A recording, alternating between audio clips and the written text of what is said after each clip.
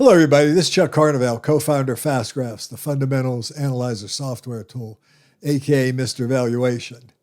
Today, I'm going to bring you a subscriber request series where I was asked to compare the retail, home improvement retail giants, Home Depot and Lowe's, side by side.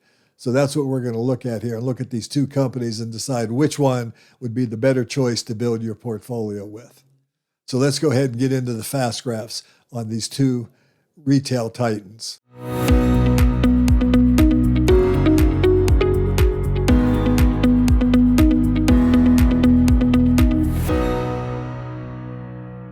Now, the first one I have up here is Lowe's, and I want you to note that I'm using the fast graph.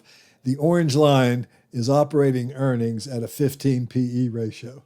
The blue line is the normal price that the market's been applying. So the first thing you see just by looking at this graph, without even having prices on the graph, is that obviously the hint is that the market likes to put a little premium valuation on the company. The white line is the dividend. And I do want you to notice the consistency of the dividend.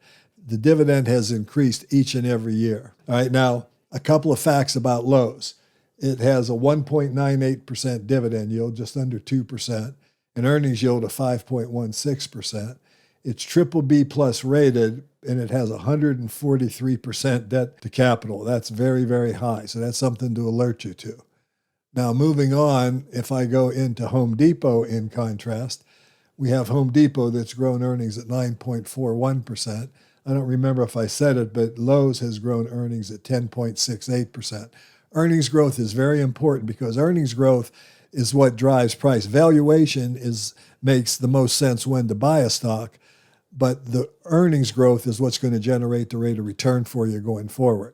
Okay, so you can buy a real low-growing stock at attractive value and still not make a lot of money because it doesn't grow very fast. A company that's growing 8 or 9 or 10% a year, if you buy it at value, should give you a return of 8 or 9 or 10% a year on capital appreciation plus dividends. And if you buy it cheap enough, you can also get some PE ratio expansion. But that's not really the case here. So that's Home Depot and Lowe's. Now let's look at Lowe's from the standpoint of dividend income. Very consistent dividend income. And Lowe's has grown a little faster than Home Depot. Okay, so that's advantage Lowe's on the growth rate. Home Depot has a 2.5% dividend yield. So that's advantage Home Depot. It has a little lower earnings yield. That would be advantage Lowe's. Lowe's has a 5.16. Now, for those of you who've been following my work know I like to see about 6.5 to 7%, which would be the orange line, by the way. Okay, so the reason these stocks have a lower earnings yield is because they're trading a little bit higher. Now, let's go ahead and let's go back and start with Home Depot. Let's put weekly closing stock prices on the graph. There's a couple of things that hit you right off.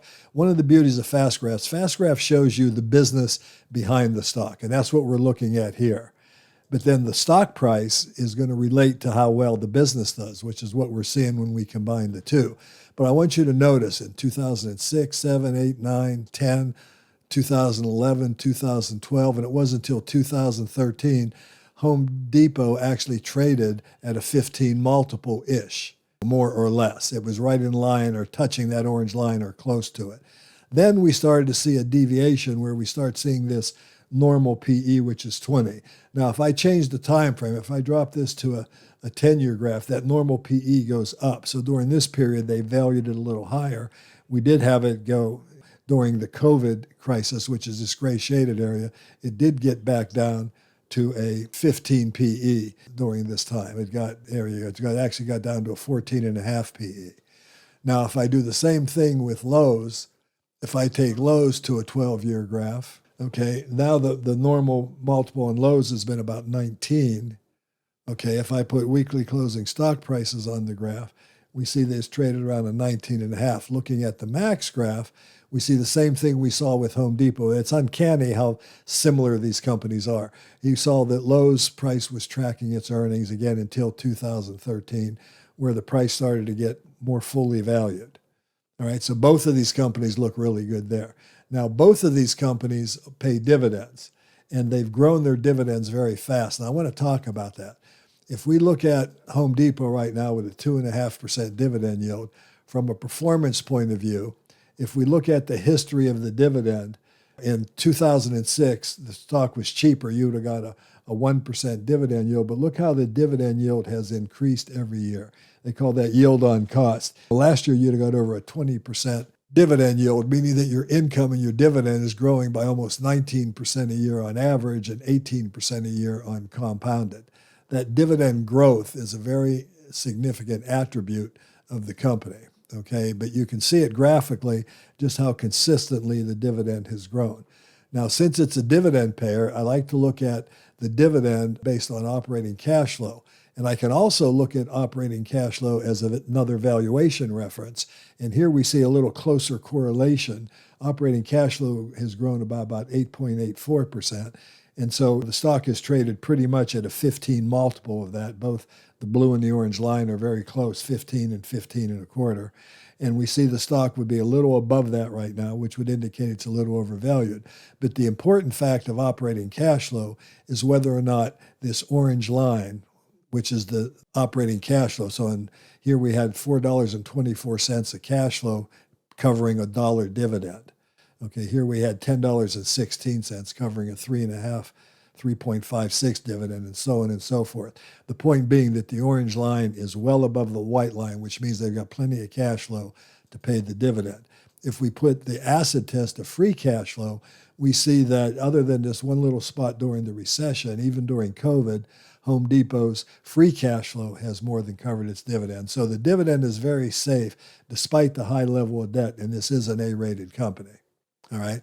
Now, if I put the same standard through Lowe's, again, we'll get rid of price for a minute, and we'll go look at operating cash flow, and we'll see that the operating cash flow is significantly higher than the white line than the dividend. In other words, they're covering their dividend 5 or 6 to 1 in many cases. All right. Now, when I put price on the graph, we can also use operating cash flow in these companies as a valuation reference. Here, Lowe's looks very inexpensive. Okay, and then if I look at free cash flow to equity, which is the acid test to me, other than a few years coming into the Great Recession here, Lowe's is pretty much, their free cash flow is well above the dividend covering the equity. Again, I'm not so much concerned with valuation using this metric. What I really want to see is, do I have plenty of free cash flow covering the dividend? Now let's take a quick look at sales for a moment, all right? If I look at Lowe's sales and I do max here, I can see their sales have grown by 8.89%. This is why fast graphs are so wonderful. I can instantly look at that graph and see that sales have really slowed down here and are expected not to be that great going forward. So if I drop this to a 6-year graph, okay, now my sales growth since 2023 and expected for 25, 26, and 27, and this has a January fiscal year, is only about 2.5%. So let's go to Home Depot. Let's go to Home Depot sales and look at it. Here we see 7.5% growth. Again, very similar, but we don't see anywhere near as much slowing down. So if I run this as a 6-year graph, in contrast, I still get a slowdown in sales, but I got 3.5%, almost 4% here versus the 1-something that we saw with Lowe's, or the 2.5% we saw with Lowe's. So advantage Home Depot on sales. Now, on a price to sales, Lowe's looks pretty attractive right now, but again, not with a lot of growth. So here's what I mean. If you bought Lowe's today and it's trading at 1.57 times sales, okay? Actually, it's closer to 1.58 rounded. But because sales growth is going to be 2%, 3%, and 3%, if I go out here and calculate what my performance might be on that basis, I'm not going to get that great a number because I'm not really getting much in the way of growth. So if I put my red dot there and go out here and calculate this, I'm going to average about 5%. That's with the dividend increasing each year and a couple of percent sales growth. If I do the same with Home Depot and put the price on the graph, Home Depot looks a little cheaper on a price to sales basis. But once again, we get 3.88% growth here. I stand to earn almost 8.5%. So that would make Home Depot on a price to sales basis the clear winner. But again, I want to point out how comparable both of these companies are to each other. Now, let's look at something else that's very important. Let's go into fiscal fitness on fast graphs. Let's look at all important margins. Now, Home Depot has a gross margin over 30%. They have an operating margin of around 13.5%, and and then they have a net margin of about 9.28%.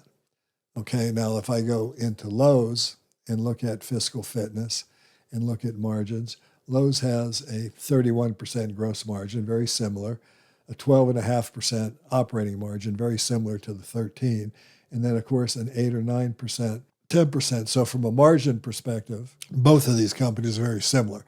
Now I can look at things like returns on assets. We're looking at Lowe's here, and it has over 16%. If I look at return on equity, I'm missing some numbers here, so I'm not sure what's going on there. It could be a data glitch. Let's look at return on invested capital. Return on invested capital is about almost 30%. So let's go to Lowe's and let's look at return on invested capital for Lowe's. And it's about 26%. Again, lower but close. All right. If I go to return on assets, like we looked at, they've got a return on assets of about 17%. So all in all, when you look at these two companies, what's interesting is, and I'm going to go ahead and max these out now, and I'm going to put all the charts together. When I look at Home Depot and I look at Lowe's, I'm seeing two companies in the same industry, basically, with very similar operating histories and very, very similar valuations. Well, there are some differences. I've tried to point those out for you. Levels of debt, the amount of dividend income, the valuations based on different metrics. But all in all, when you look at these two companies, if you actually look at these stocks and take the names off, and you look at Lowe's, and then you look at Home Depot, the similarities are more than the differences. So they're both great companies, both in great industries. Which one's the better buy? I'd probably lean on Home Depot a little bit here, maybe from a valuation perspective. It's not quite as good, but it offers a much higher dividend and is a little safer on debt. But both companies have strong balance sheets, even though they have a lot of debt. Anyway, this has been Chuck Carnevale bringing you the comparison of the two titans in the home improvement retail sector, Home Depot versus Lowe's. I like both these companies, as I pointed out here. I don't like their valuations a lot here. I'd like to see them cheaper. The cardinal rule of investing is to buy low to sell high. Both of these are trading at a full value, in my opinion. Now, they're not overvalued to any stretch of the imagination, at least not to a great extent, but they're not undervalued either. And trying to buy great companies when they're undervalued is really my cup of tea. So thanks for watching. If you liked the video, give me a like, ring the bell, and also take a look at subscribing to Fast Graphs as well as our YouTube channel so you can see more videos like this. Everyone have a great day, and I'll talk to you again soon.